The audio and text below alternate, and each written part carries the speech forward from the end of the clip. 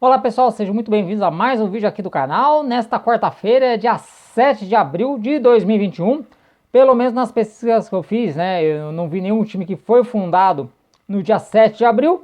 Mas se você conhecer algum time que faz aniversário hoje, né? Deixa aqui nos comentários pra gente parabenizar essa equipe. Nesse vídeo aqui eu vou falar sobre Copa do Brasil, hein? Mas que golaços de falta saíram na rodada de terça-feira, hein? Nós vamos comentar esses golaços aí de falta. E vamos falar também que o Juazeirense continua aprontando para cima aí dos adversários na Copa do Brasil e que nesta quarta-feira garantiu a sua classificação em cima do Volta Redonda com requintes de crueldade. Eu já vou contar a história para vocês desse jogo. Já aí a outra equipe do Rio de Janeiro se deu melhor. O Boa Vista passou pelo Picos e está na terceira fase. Também vou falar que o Remo pode ter um desfalque de um jogador titular para a partida da semana que vem contra o CSA, né? O Remo que joga na semana que vem pela Copa do Brasil. Esse jogador já está vetado do jogo desta quinta-feira contra o Independente e é dúvida para a próxima terça-feira. Também vou falar que o Paysandu está de olho no Salatiel, hein? Lembra do Salatiel que se destacou pelo Remo? Papão aí de olho no jogador que se destacou com a camisa do rival, né? O jogador que pertence ao Náutico. Também vou falar que tem um atacante do Brusque, né?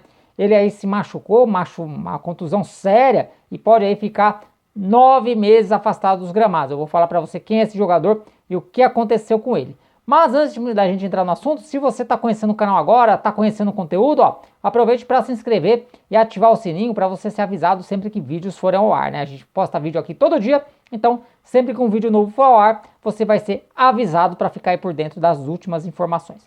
Mas agora, sem perda de tempo, vamos entrar no assunto, vamos começar falando da Copa do Brasil, né? Vamos falar dos jogos de ontem. O Coritiba passou pelo Operário, jogaço 3-2. O Léo Gamalho, eu vou te contar, viu? Eu não sei o que esse cara não tá fazendo no time da Série A, porque por onde ele passa, ele faz gol, né? Ontem deixou a marca dele 2 vezes, ainda deu trabalho pro goleiro do Operário. Mas assim, o lance que eu quero destacar, né? É a cobrança de falta feito pelo Thomas Bastos, cara. Que foi aquela cobrança de falta? Que foi o gol de empate do Operário, né? O Operário chegou aí, saiu na frente, tomou uma virada, empatou 2-2 com esse gol de falta, né? Do Thomas Bastos. Que a impressão que eu tive foi que ele jogou a bola com a mão. O goleiro só ficou olhando. Uma bela cobrança de falta. E aí nos acréscimos o Coritiba acabou fazendo o gol da classificação. O Coritiba está classificado para a terceira fase da Copa do Brasil. Aí mais à noite, o Fortaleza recebeu a equipe do Ipiranga, né? O Ipiranga do Rio Grande do Sul, porque na Copa do Brasil temos 2 Ipiranga, né? Aliás, já não temos mais nenhum, né? Porque os 2 foram eliminados já. Mas o Pikachu também bateu uma falta ali. O gol do Pikachu, assim, foi um gol que, se vocês verem o jeito que ele bateu na bola, cara, ele nem praticamente tomou distância, não sabe? Às vezes quando o jogador bate falta, ele chuta e ainda dá uns passos para frente. Ele chutou e parou ali onde a bola estava, né? Ele bateu ali com uma convicção de que ia fazer o gol que não é difícil se ver hoje em dia. Então foram 2 belos gols de falta e eu fiquei na dúvida qual foi o mais bonito. Então, quem quiser ó, deixar a opinião aqui embaixo, ó, fala aí qual gol você prefere: o do Thomas Bastos, do Operário, ou esse gol do Pikachu? Bom, agora vamos falar dos jogos de hoje, né? Nós já tivemos 2 jogos encerrados, já teremos mais jogos aí ao longo dessa quarta-feira, né? Só que esses jogos vão acontecer depois da gravação do vídeo. Mas nos jogos já encerrados, tivemos aí a vitória do Boa Vista sobre o Picos do Piauí, jogo que foi lá no Piauí, 1-0, gol marcado pelo Michel Douglas, né? O nome de ator aí, aos 18 minutos do primeiro tempo e foi só. O Fernando Bob ainda perdeu um pênalti, né, pro Boa Vista já no final da partida. O goleiro do Altos acabou defendendo, mas no final esse gol não acabou não fazendo falta, né? E a equipe do Rio de Janeiro aí avançou para a terceira fase da Copa do Brasil, hein? O Boa Vista, que junto com o Flamengo e o Fluminense, que já estão classificados para a terceira fase, é mais um carioca aí na terceira fase do campeonato. Carioca não, né? Fluminense, né? Porque o Boa Vista é do estado do Rio de Janeiro, não da cidade do Rio de Janeiro. Bom, agora o outro time do estado do Rio de Janeiro, que tinha tudo para se classificar, né? Eu tava até quando eu estava acompanhando o jogo, eu estava até já fazendo um exercício de memória, falar, poxa, o Rio de Janeiro pode ter aí 6 times na terceira fase, né? Poderia, não vai ter mais. Isso porque o Juazeirense voltou a aprontar, né? O Juazeirense que havia eliminado o Sport Recife, né? Naquele jogo polêmico, com irrigação funcionando antes da hora, queda de energia, ambulância. Aliás, teve ambulância também nesse jogo, viu? Então, o Juazeirense aprontou para cima do Volta Redonda e venceu o time do Rio de Janeiro nos pênaltis por 4-2, né? No tempo normal, o jogo empatou 3-3. Só que vocês vão ver quais foram os requintes de crueldade. O Voltaço começou com tudo o jogo. Deu a impressão que ia golear, ia colocar a classificação no bolso sem maiores problemas. Porque com 17 minutos de partida, o time já vencia por 3-0, né? Gols do Luiz Paulo logo no comecinho, depois foi o Luiz Paulo, Gabriel Pereira, que eu me perdi aqui na listagem aqui, do Gabriel Pereira e do Aleph Manga. Com 17 minutos já estava 3-0 por Volta Redonda, né? Definido? Nada disso. Porque no segundo tempo o time da casa reagiu com o Daniel Nazaré e também com o Wendel. Daí descontou para 3-2. Aí, quando o jogo caminhava ali para os 30 minutos do segundo tempo, o goleiro do Volta Redonda, o Andrei, acabou se chocando contra um adversário e se machucou, né? Se machucou assim, até de uma forma um pouco mais, que requer mais atenção. Tanto que a ambulância precisou entrar no gramado. E aí o jogo ficou parado por 10 minutos, né? O árbitro deu 10 minutos de acréscimos no segundo tempo. E foi justamente nos acréscimos, aos 51 minutos, que o Canu acabou fazendo o gol de empate do Juazeirense.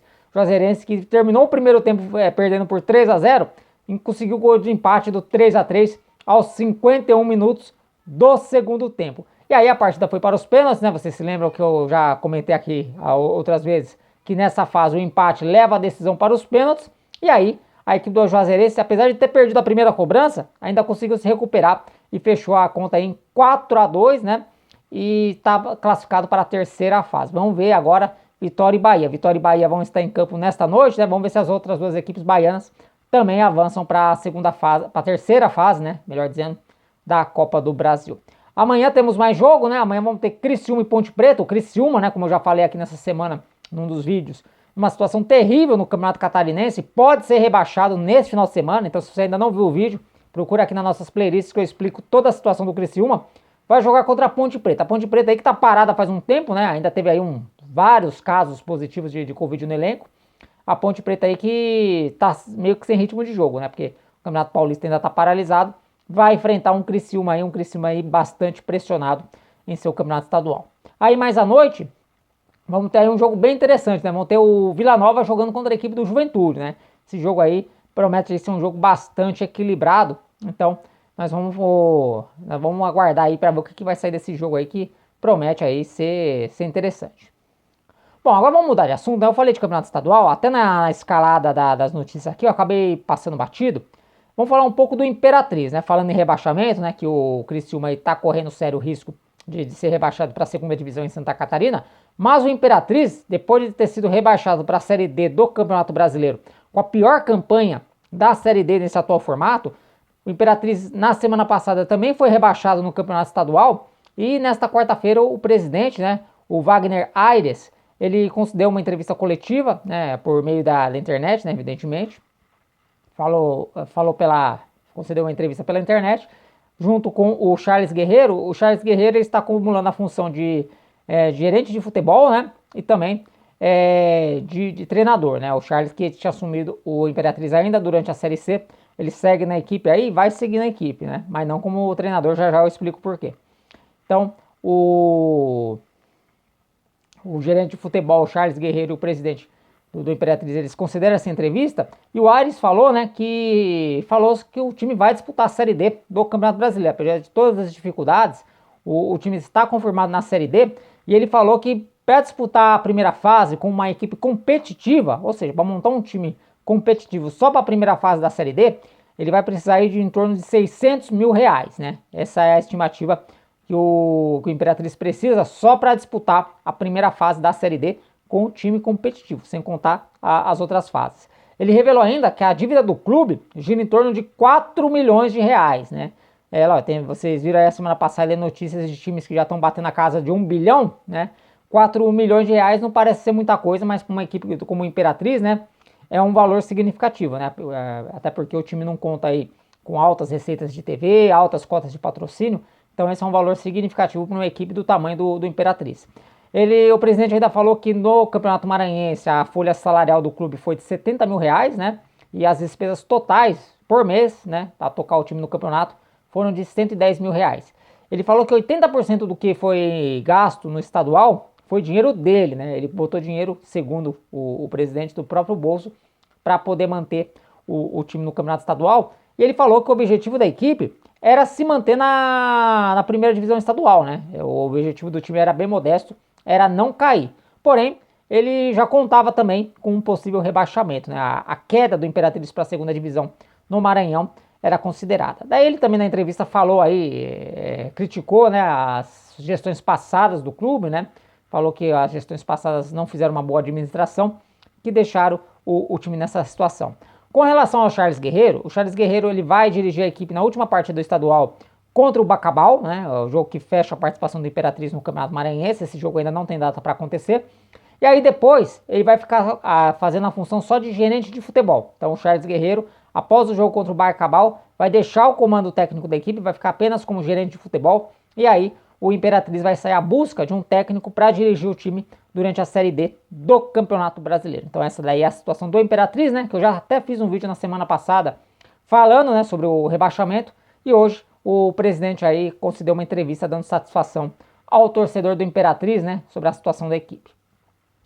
Bom, ainda falando sobre os times da região norte, vamos falar do Remo, né? O Remo aí, que o torcedor do Remo tá feliz da vida, né?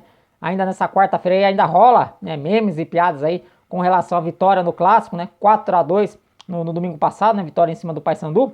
E um dos jogadores que marcou um dos gols lá da vitória, né, sobre o Remo, o Lucas Tocantins, ele pode ser desfalque na partida do Remo contra o CSA na próxima terça-feira pela Copa do Brasil. O departamento médico anunciou na manhã desta quarta-feira que o jogador ele já está fora do jogo contra o Independente, né, jogo que acontece nesta quinta-feira, e porque ele sofreu uma lesão no pé direito, né? Essa lesão aconteceu durante o jogo mesmo contra o Paysandu. O atacante já iniciou a recuperação do problema logo depois do clássico e a presença dele não está descartada para o jogo contra os alagoanos. Portanto, contra o Independente, o Lucas Tocantins não joga, né? Mas contra o CSA ele é dúvida, né? O departamento médico ainda não vetou, né? Como vocês puderam notar, o departamento médico não vetou, mas também a presença dele não é assegurada. Só para deixar registrado, o Remo entra em campo nesta quinta-feira, 17 horas, quando recebe o Independente pela quinta rodada do estadual, né? O Remo no estadual tem 4 vitórias em 4 jogos. Bom, e se a gente fala do Remo, temos que falar também do Paysandu. O Paysandu que também está com problemas, né? O clássico também deixou baixas na equipe do Paysandu. O capitão Perema, né? O zagueiro Perema, ele precisou passar por uma cirurgia para tratar de uma fratura em um dos dedos da mão esquerda. De acordo com o departamento médico do clube, a lesão ocorreu no jogo contra o Remo, né? Disputado no último domingo na Curuzu. Segundo o médico do Paysandu, o Edilson Andrade, a fratura ocorreu na falange proximal do segundo dedo. O jogador já recebeu alta do hospital e deve continuar fazendo tratamento no clube. Então, portanto, aí o zagueiro Perema, né, também acabou se machucando na partida aí contra o Remo. Ainda sobre o Paysandu voltou a consultar o Náutico, né, a respeito aí do atacante Salatiel, de 28 anos, o jogador que se destacou aí com a camisa do Remo na última Série C do Campeonato Brasileiro. Ele jogou emprestado, né, pelo Náutico ao Remo, e depois que acabou o período de empréstimo, o Remo não conseguiu chegar a um acordo com o Náutico, né? E o problema que o Paysandu está encontrando para trazer o Salatiel é justamente o que impediu o Salatiel de continuar no Remo. Porque o Paysandu, assim como o Remo quis na época, quer o jogador emprestado, né? Porém, o Náutico ele só aceita vender o atleta, né? O Salatiel tem contrato com o Náutico até o final do ano, ou seja, na metade desse ano ele já pode assinar um pré-contrato com qualquer outra equipe e sair do Náutico sem o Náutico receber nada. Então o Náutico aí não está interessado em emprestar, ele quer vender o jogador aí para conseguir ainda fazer um dinheiro em cima do atacante, né? Então, enquanto isso, as conversas ainda não avançaram muito, mas o Paysandu também aí demonstrando interesse, né, no atacante Salatiel. Paysandu que pega a Tunaluso na próxima sexta-feira, 17 horas, lá na Curuzu, pela quinta rodada do Campeonato Paraense. Bom, pra gente fechar então o vídeo, né, vamos falar do Brusque, né, vamos sair do norte, vamos pro sul do país, porque o Brusque aí vai perder o atacante Marco Antônio por um bom tempo. O jogador sofreu uma lesão no joelho no amistoso diante do Coritiba, disputado no último dia 13 de março, né, faz já praticamente um mês aí que ele acabou se machucando. Ele passou por cirurgia e já iniciou o processo de recuperação para voltar aos gramados. Ele rompeu o ligamento cruzado anterior e o ligamento colateral, além de ter lesionado 2 meniscos e sofrido uma lesão na cartilagem associada à ruptura, né? Então olha só o tamanho aí do estrago aí que foi feito no joelho do jogador. De acordo com o médico Lucas Bren, a recuperação será longa e lenta. O jogador pode desfalcar o quadricolor por até 9 meses. O Brusque aí que tá disputando o Campeonato Catarinense, né? O Brusque tá fora da Copa do Brasil, acabou sendo eliminado da Copa do Brasil pelo Retrô, mas vai ter aí a sua estreia na Série B do Campeonato Brasileiro já a partir do mês de maio, né? O Brusque aí, uma das novidades da Série B deste ano, e pelo jeito aí não vai poder contar com o Marco Antônio, né? Se for mesmo esse tempo aí que o médico falou, 9 meses, nós já estamos no mês de abril, portanto aí o jogador deve perder todo o restante da temporada, né? Então vamos desejar aí bastante sorte, bastante cabeça fria aí pro jogador, né? Porque é um momento difícil, é um atleta ficar bastante tempo parado, né? Se recuperando de uma lesão. É uma fase muito ruim. Então a gente deseja aí uma pronta recuperação, né, pro jogador e que, né, ele possa estar de volta aos gramados aí até antes desse período aí, porque ninguém merece, né, passar por uma situação dessa, né? Ainda mais um jogador de futebol. Bom, pessoal, então essas as informações que eu tinha para trazer para vocês. Espero que vocês tenham gostado do vídeo. Se gostou, deixe seu like. E reforçando mais uma vez o pedido, se você não está inscrito no canal, se chegou até aqui e gostou do conteúdo, aproveite para se inscrever e badalar o sininho para ser avisado sempre que vídeos como este forem ao ar. Por enquanto eu vou ficando por aqui. Um grande abraço a todos vocês e até um próximo vídeo. Valeu!